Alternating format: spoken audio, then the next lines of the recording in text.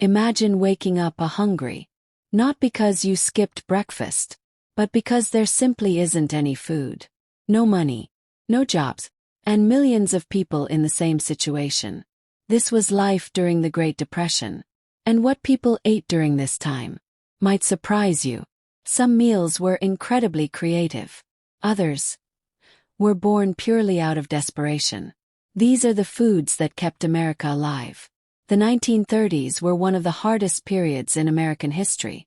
Banks collapsed, unemployment skyrocketed, and food became scarce. For many families, eating wasn't about comfort. It was about survival. While it wasn't the first major economic downturn that Americans faced, the Long Depression lasted from 1873 to 1899. It was the absolute worst, starting with the stock market crash of 1929 and ending finally in 1939. 2 U.S. presidents held office during that period: Herbert Hoover and Franklin D. Roosevelt. In truth, things only began turning around in 1941 with the industrial boom of World War II. Several factors contributed to food scarcity during this time, forcing Americans into breadlines and soup kitchens. Those who could afford ingredients had to prepare them in inventive ways. Staying fed was a daily challenge for Americans, but it inspired the creation of versatile, budget-friendly recipes still enjoyed today. Here are 18 foods people ate during the Great Depression. Sometimes survival looked like something incredibly simple.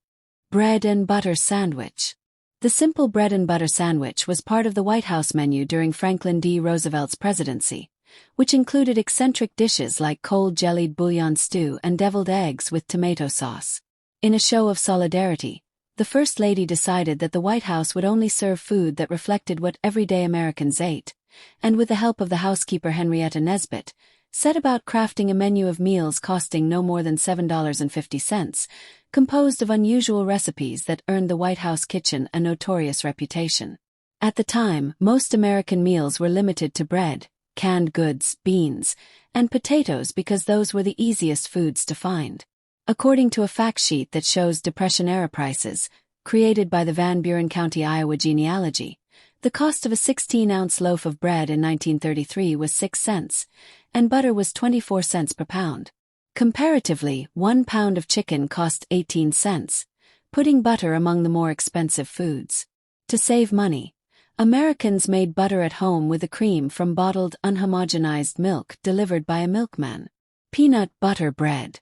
Without a reliable supply of yeast and eggs, Americans were forced to experiment with alternative ingredients.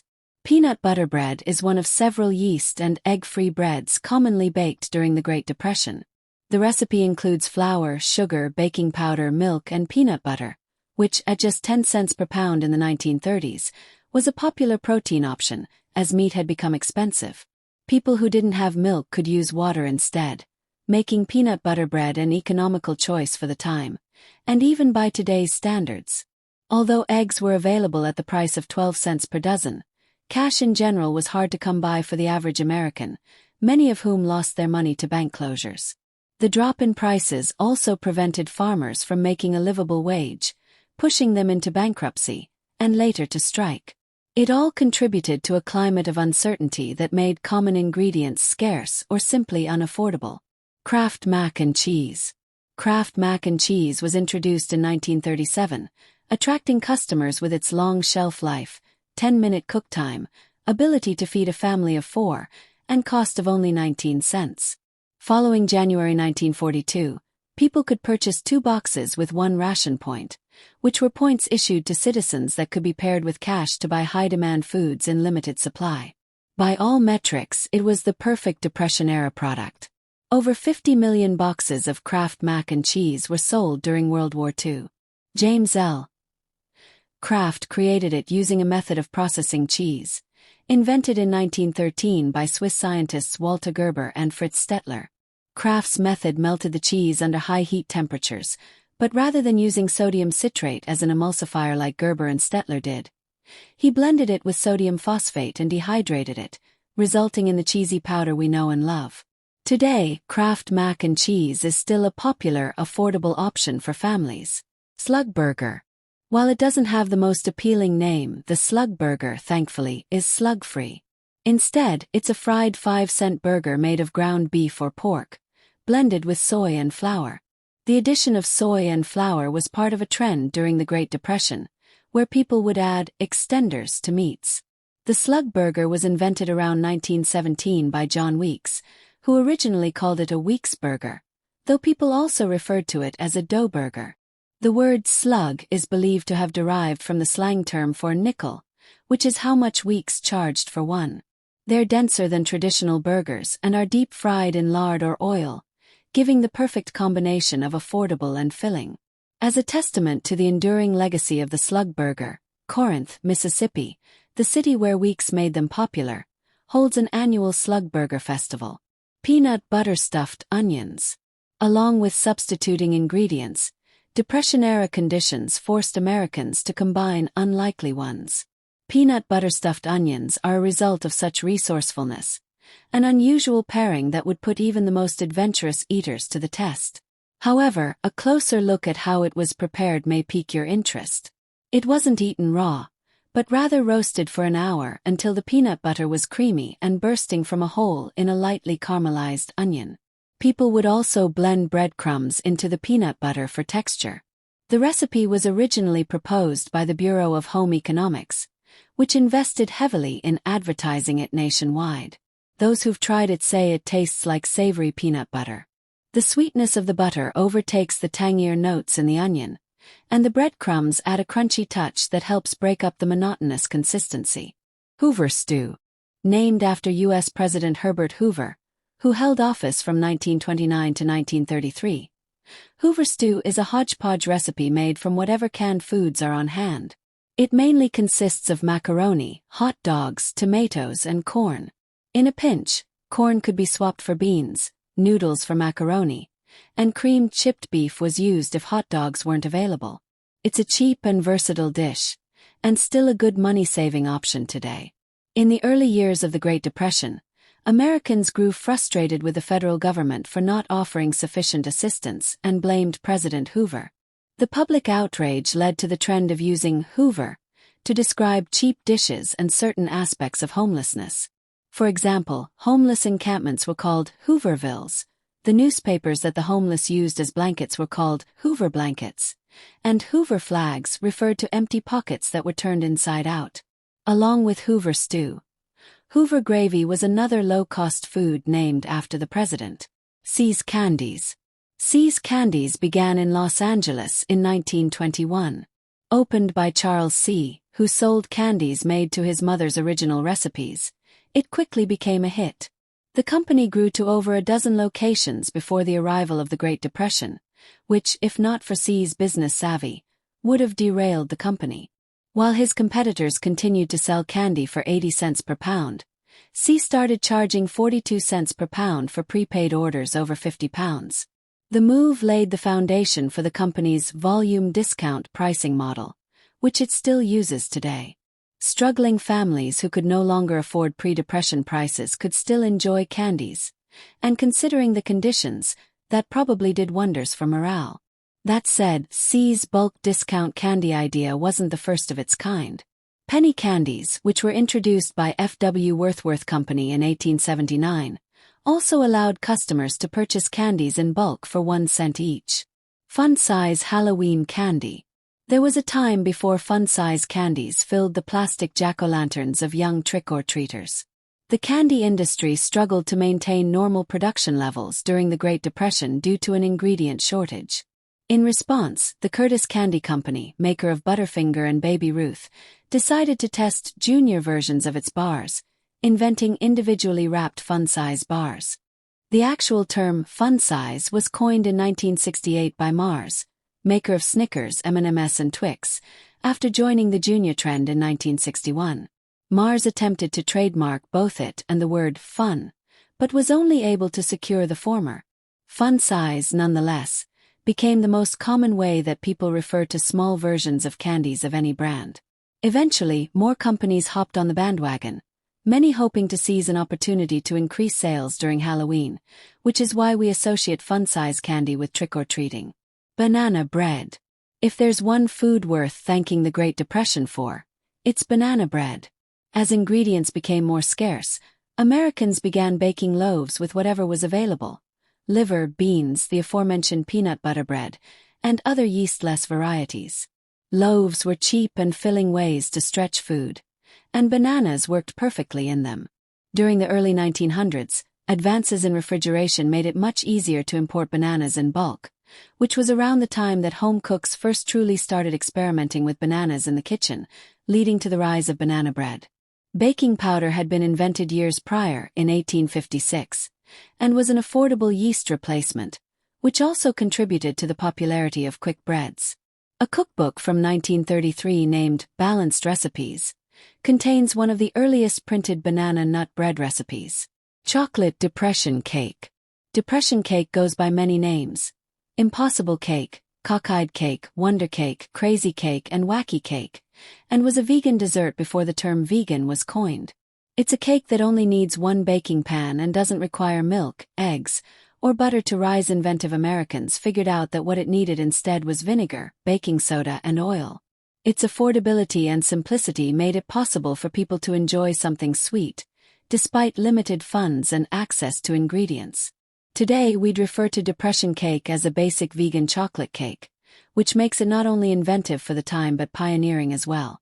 Considering how much we've learned about dairy-free baking since then, and the wide range of milk substitutes for cooking, Americans are probably better equipped to adapt to depression-like conditions if we were unfortunate enough to experience them now.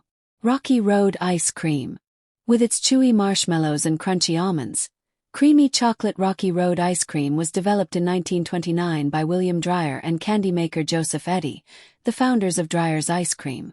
It was introduced 1 year after the company launched, and the name was inspired by the 1929 stock market crash. Dreyer used walnuts during his initial test, but switched to almonds after showing it to Eddy. The flavor would go on to become a top 5 favorite among ice cream fans, still enjoyed today. This story, however, has a plot twist. Another Oakland-based ice cream shop, named Fenton's Creamery, claims to be the real inventor of Rocky Road. Melvin Fenton, the grandson of Eldridge Seth Fenton who founded Fenton's Creamery in 1894, is allegedly Rocky Road's true creator, though this claim is also contested, with other accounts naming a Fenton's employee, George Farron, as the creator. The true origin of Rocky Road seemingly gets more complicated as you dive deeper, but one thing we all can agree on is that it's a certified classic. Dreyer's now sells a line of Rocky Road-inspired ice cream flavors. Mock chicken. With culinary inventions like depression cake, peanut butter bread, and mock chicken, the Great Depression may have inadvertently helped lay the groundwork for veganism. Mock chicken contains egg, so it isn't vegan. However, it might as well have been from the perspective of Americans during the 1930s. Unless you were one of the few with money, meat was mostly inaccessible, and people who owned chickens kept them alive for their eggs. Mock chicken substitutes actual chicken with egg, combined with boiled and peeled tomato, onion and butter. To make it, onions and tomatoes are fried in butter and scrambled together with egg. Interestingly, it was served cold with a slice of bread. It's unknown who came up with the name or how it came about, because clearly, it's closer to a scramble than to real chicken. That said, imagination goes a long way when you're trying to survive day to day. Hasty pudding. One of several desserts on Eleanor Roosevelt's budget-friendly menu, hasty pudding is a versatile custard porridge. The name hasty comes from how simple the recipe is, rather than how fast it can be prepared. It was created around 1599 in England, originally consisting of butter, plain flour, fresh milk, egg, nutmeg, cinnamon, and brown sugar. When the recipe arrived in America, preceding the Great Depression by more than 133 years, the English flour was replaced with Indian cornmeal because it was more affordable and accessible. As a result, people also refer to hasty pudding as Indian pudding. Interestingly, despite hasty being the name, it could take over an hour to prepare, according to a 1796 recipe from Amelia Simmons's book, American Cookery, the first ever cookbook published in America. Her recipe included a half pound of raisins, showing how customizable hasty pudding could be. This iconic American dessert has been referenced in such historical pieces as the Yankee Doodle song from the 1700s and Joel Barlow's 1793 poem about being homesick for New England. Water pie. Water pie doesn't sound very appetizing, but it was often the closest thing to dessert many Americans could afford during the Great Depression. A vintage pie most people don't remember, water pie was also called hard times pie. It's made with just water, butter, sugar, flour and vanilla extract. Like peanut butter bread and hasty pudding, it was a product of situational ingenuity. More specifically, water pie was just one of what Americans called depression pies, which included several simple quick-bake recipes like vinegar pie, buttermilk pie, and mock apple pie with crushed, cinnamon-sprinkled crackers. Water pie has a custardy consistency and a customizable flavor profile that can be altered on the fly when faced with unpredictable circumstances, though now it's largely a vintage pie no one remembers. Sweetbreads. Sweetbreads aren't the sweet pastries they sound like, but rather the thymus or pancreas of a calf or lamb. They are surprisingly mild-flavored rather than gamey, and take to seasonings well. At one point, President Franklin D. Roosevelt was forced to eat sweetbreads 6 times a week, and had even complained about it to his wife Eleanor. Clearly, FDR had his limits when it came to supporting her virtuous menu overhaul. The First Lady and their housemaid, Henrietta Nesbitt, made every attempt at showcasing the versatility of sweetbreads, preparing them broiled, braised, and creamed with mushrooms. That said, FDR wasn't the only one adding more organ meats to his diet. Americans started consuming them more as the price of regular meat increased. For example, the famous silent-era actress Nancy Carroll shared a sweetbread and mushroom patties recipe in the Photoplays cookbook published in 1929. Mulligan stew. Mulligan stew, or hobo stew, was another popular budget-friendly go-to during the Great Depression, made of literally whatever canned meats and vegetables were available. As a result, no single recipe is the same. For instance, one Mulligan stew recipe from 1940 includes corned beef, onion, canned sweet peas, ketchup, salt, pepper, and crushed hardtack, which are dense, long-lasting crackers eaten as survival food during the Civil War. To give an example of how bad the conditions were during the Depression, people would sometimes add lint from their clothing into the stew to make it heartier. Apparently, loose-leaf tobacco was another common ingredient, added for its flavor. Like the usage of Hoover to describe the harrowing environment, the hobo stew variation of the name was inspired by hobos, which is what homeless people were called. Homeless encampments were also called hobo jungles. Dandelion salad. Clara, the nonagenarian host of Great Depression Cooking with Clara, says that during the 1930s, dandelion greens were nutritious and easy to find growing wild, which made them popular. She'd simply forage for them in her yard at the park or any area they were growing, remove the roots and dead leaves, clean up the good ones and voila, she had instant greens for salad or to incorporate into cooking. Foraging for dandelion greens was a common practice for many Americans. They offer a long list of health benefits like vitamin C, B, and A, calcium, magnesium, potassium, and carotene to name a few. Beyond being nutrient-dense, dandelion greens can be eaten solo as a simple salad, paired with other leafy greens, or served with braised meats. You can also use them to make a one-of-a-kind pesto. The poor man's meal. If the Great Depression taught Americans one thing, it was how to eat economically. Leftovers were transformed into inventive recipes and disparate ingredients were combined in ways they hadn't been before. The poor man's meal is one such dish, made from potatoes, onions, salt, pepper, and either leftover hot dogs or burgers. Other variations might have included corn, garlic, or cream of mushroom soup.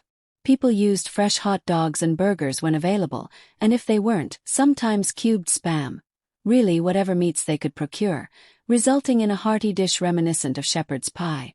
Compared to some of the other foods eaten by Americans then, like deviled eggs with tomato sauce, the poor man's meal is a gourmet dish. Even better, it can be spruced up with vegetables, cheeses, and sauces. And yes, that does include tomato sauce. The Great Depression wasn't just an economic crisis. It was a test of human resilience. These meals tell a story, not just of struggle but of creativity, survival, and adaptation. And even today, many of these foods still exist. reminding us of just how resourceful people can be when times get tough. Which of these foods surprised you the most? Let me know in the comments. I read every single one. And if you enjoy stories like this, real history, real survival, make sure to like this video and subscribe for more.